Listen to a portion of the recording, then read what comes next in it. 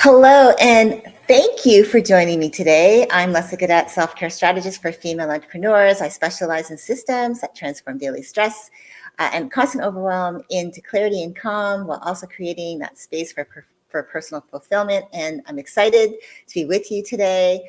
We're going to be discussing workplace burnout, what it is, and why it matters. Understanding burnout is crucial for maintaining both your well-being and your professional effectiveness. Today, I really want to make this as quick and simple and easy and fast so that I honor your time, because I know time is such a valuable commodity. So I want to get right into it and get started on this training for today. So what is workplace burnout? Well, the definition is a state of physical, emotional, and mental exhaustion, which is caused by prolonged stress in a professional setting.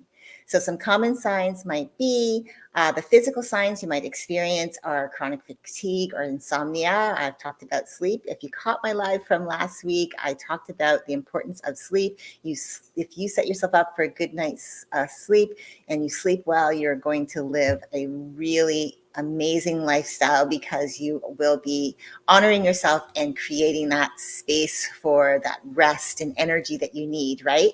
Another sign emotionally would be feeling of being helpless, feeling hopeless, or detachment can occur when you are experiencing workplace burnout. And mentally, you might notice reduced performance and difficulty concentrating. Your productivity goes down, your abilities, maybe your effectiveness, perhaps the quality of your work performance goes down, and this is caused by workplace burnout. So why does it matter? Like, why does awareness around burnout matter so much?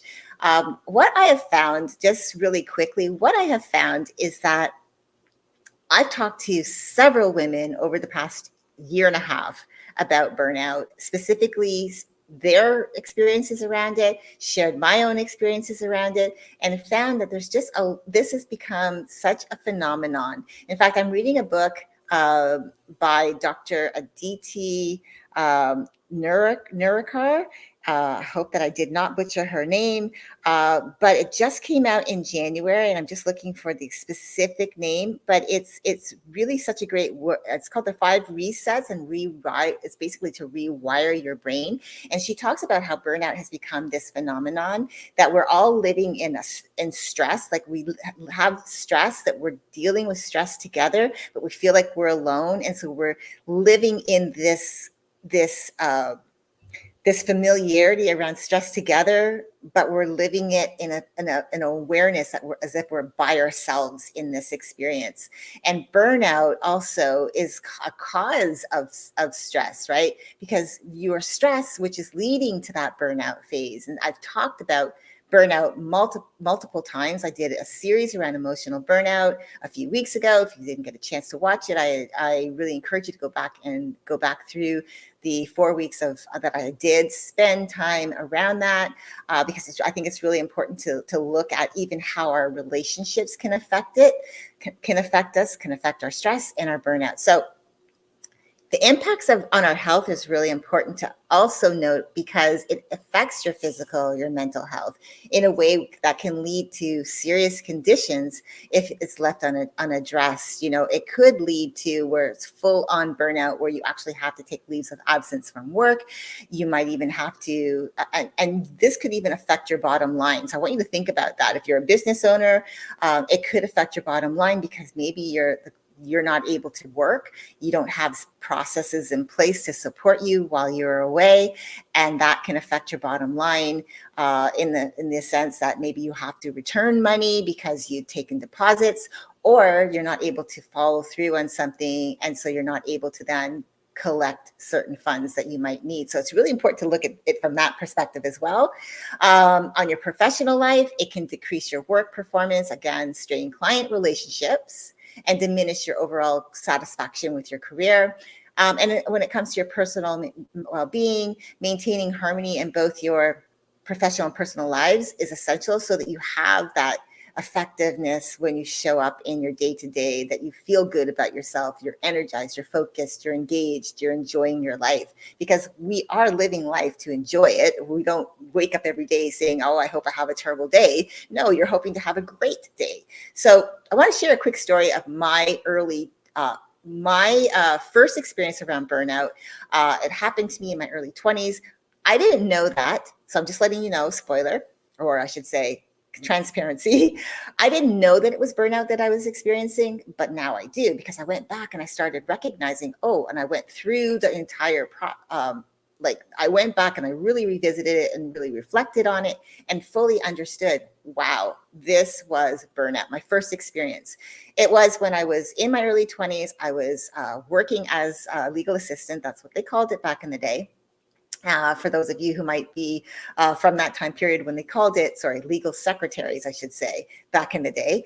And I was working for a very busy real estate attorney. I was living in Canada at the time, in Toronto, and we were extremely busy. He had 6 of us working for him, solo practitioner, and we were moving. I was specifically in charge of the loan refinance division. He had created one. I was the one in charge of that. I was closing 50 plus loans every month on my own by not only doing the work, the prep work, but also sitting in on the closings and doing all of the closing letters afterwards and doing all of the money transfers and everything. I took care of that division. What I found was I was thriving. I thought, this is great. I'm doing so great. And I feel good about what I'm doing. I feel like I'm thriving. I feel like I'm good at what I do. I feel like I'm providing value to the firm, to the customers that were coming in, the clients. I also was working part-time, working for a psychologist who was renting office space in the building. And I was transcribing for him his tapes, his client interview tapes. And so I was typing those up as well. So I was working extra. And then I was taking work home as well. And at that time, I felt that's okay. I have the energy. I have the focus. I'm able to do this.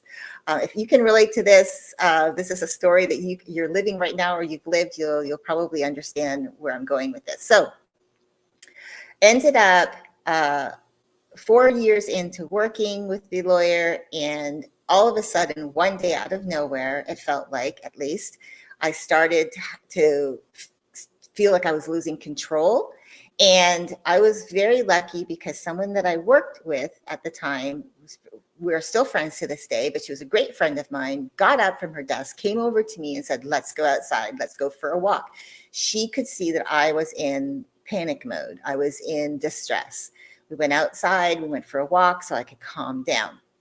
Little did I know that I was actually having a panic attack. I didn't even know what that even meant. I'd never had one before, but that's what happened to me. That's the beginning of what I now recognize was a sign, a physical sign of burnout. I had probably ignored so many signs before that, but it finally manifested itself physically. The second thing that happened was I developed an intolerance to milk products. I had milk products my entire life, but all of a sudden I had this intolerance to milk products, finding one day that I had a milkshake and all of a sudden it came back out. So if you understand where I was going with that, but without it, I have no other way to explain it except that it went down and it came back out. I couldn't hold it in. And then the third thing that happened was I developed hives. As soon as air conditioning would come on, from the cold, my skin, my arms, my neck, my face, my hands would break out in hives, and hives are very uncomfortable. I'd never had this experience before, but I've now learned that this was my body reacting to my stress, and I was burning out. I was at chronic stress and burnout. And I didn't know that at the time, but now I do. So that was my first experience. And when I look back and I think, there were so many signs leading up to that, knowing that I was working so many hours, I really was burning the candle at both ends, but I felt that I had the energy because I was young and I could do this. And there was no problem because I felt there were times when I would go out with my friends. My weekends started on Thursdays. So I'd go out with my friends. We'd either go out to dinner and dancing till like 12:30, 1 a.m. and then get up at 5 and be at work early. And I was just living that. There were times where I would not go to bed. I would get up, go to work, go all night because I'd gone out with friends, stay up the entire night, and then go to work the next day and then go to bed that night, late in the night. And I felt okay. I was able to bounce back. But as time went on, I wasn't able to do that as easily. But I recognized I wasn't really being honored. I wasn't honoring myself. I wasn't taking care of me. And that's why burnout, that first panic attack, and I've had more than one, but that first panic attack and that first physical reaction to it, that's when it began, was in my early 20s. That's when my first recollection. I wanted to share that with you today because I thought this would be a really great place for you to, a great story for you to actually like reflect on. Maybe that might trigger for you, oh, I actually can relate to that. I actually have a story of my own. You know, I believe everyone has a burnout story. They might not recognize it as a burnout story, but like I said, I didn't know in my early 20s that that was a burnout story until now, when this is the area of expertise that I'm in. I'm in self-care, and I really truly believe it's so important to pay attention to the signs and paying attention to them early enough to keep yourself from going down that burnout road. So that's why I wanted to really talk to you about today, like what it is and why it matters so much to pay attention, so that you don't have those burnout stories that become so, like mine, where they become, where it starts to physically manifest itself in a way that you have no control. And your body is just fighting back and just saying, here, I need you to recognize that something's going on with you. So that's why I wanted to share this story. So over the next week, I am going to be, over the next few weeks, I should say, I am going to be talking more and more about professional burnout. In fact, I'm going to be talking to you about this over the next several weeks, over the next few weeks, I should say 24 weeks, right through to the end of the year, about this, because I really feel it's such an important topic, and I really want to be able to help support you so that you are able to like start looking at your life and thinking like, where do I need to make lifestyle changes? What am I doing now that's supporting me? And where do I need to make lifestyle changes to support me so that I don't go into a burnout phase and keep myself in that place where I'm not living quality of life.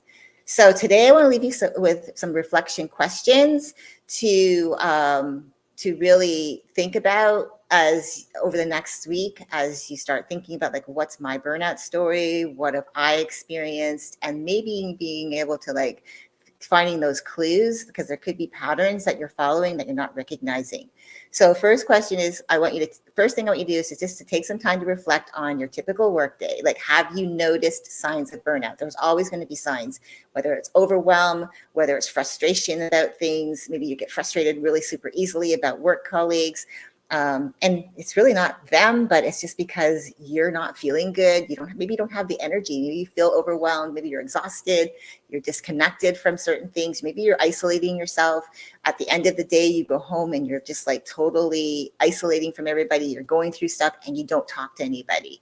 And if you do have that, how has this impacted your ability to help your clients if you're in a service-based business, or even to show up in what you do for work? Like, how has this impacted your ability to do that? Because I can guarantee you that burnout will affect it, especially if you are in full-on burnout, or if you're finding yourself in the third stage, which I talk about 4 different stages. If you find yourself in chronic stress and burnout, or in crisis syndrome and burnout, these symptoms are going to be even more pronounced. So it's really important for you to take a look into that. So again, as I said, over the next several weeks, I'm going to be diving into burnout more deeply. So if this is something that you believe you need to dive into and learn more about, be sure to bookmark your calendar.